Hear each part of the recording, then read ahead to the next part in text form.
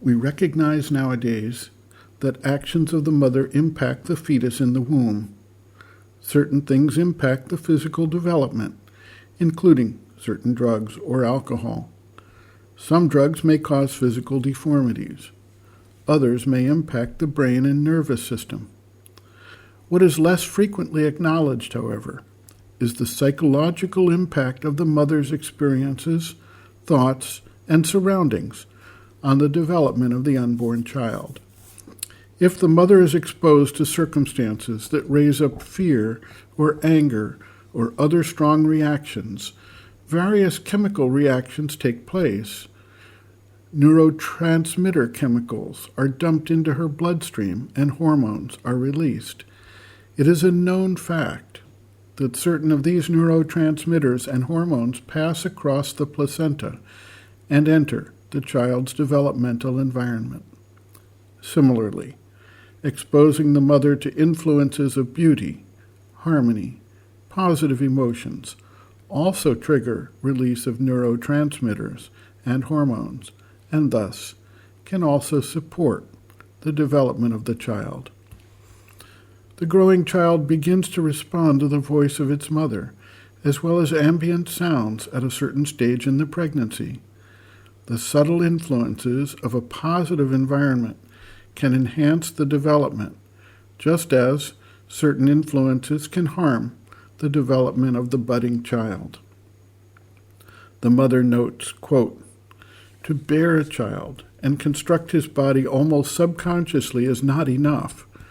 The work really commences when, by the power of thought and will, we conceive and create a character capable of manifesting an ideal.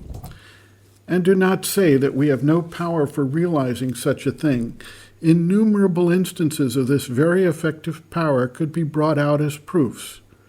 First of all, the effect of physical environment was recognized and studied long ago.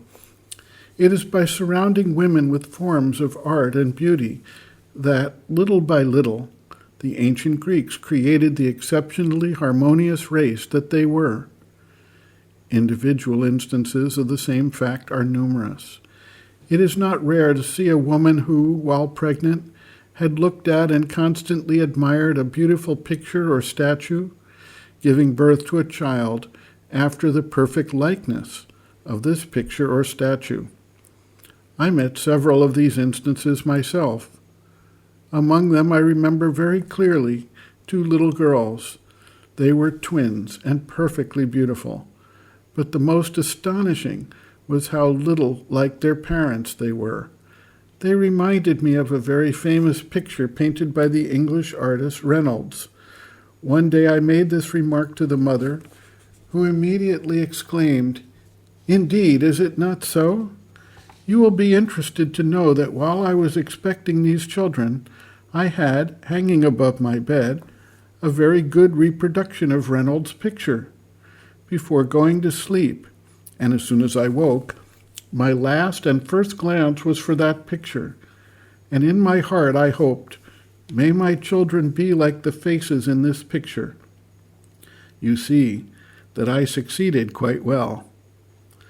In truth, she could be proud of her success, and her example is of great utility for other women.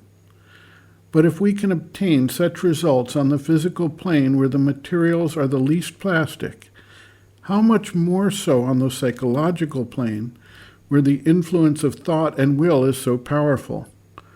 Why accept the obscure bonds of heredity and atavism, which are nothing else than subconscious preferences for our own trend of character, when we can, by concentration and will, call into being a type constructed according to the highest ideal we are able to conceive? With this effort, maternity becomes truly precious and sacred. Indeed, with this, we enter the glorious work of the Spirit, and womanhood rises above animality and its ordinary instincts towards real humanity and its powers. End quote. Reference, Sri Aurobindo and the Mother, Powers Within, Chapter 2, Power of Thought, pages 22 to 23.